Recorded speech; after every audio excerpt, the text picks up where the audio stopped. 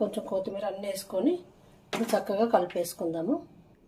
కొంచెం ఉప్పు తక్కువగా అనిపించిందండి, ఇందాక కొద్దిగా వేసాను కదా, ఇంకొంచెం వేసుకొని ఇప్పుడు మొత్తం ఉల్లిపాయలు, పచ్చిమిర్చి, కొత్తిమీర అన్నీ వేసాం కదా, అన్నీ కలుపుకుందాం మంచిగా.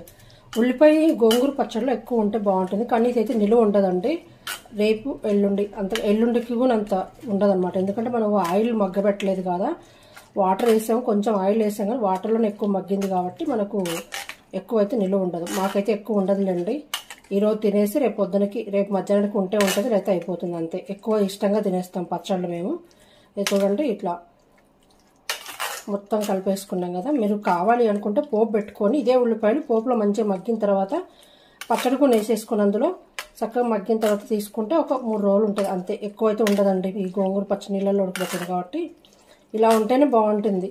చక్కగా ఉల్లిపాయలు చూడండి, ఉల్లిపాయలు కరకరలా ఆడుకుంటూ మంచిగా గోంగూర పచ్చడికి ఇంత స్పూన్ వేసుకుంటే చక్కగా తినేయచ్చు.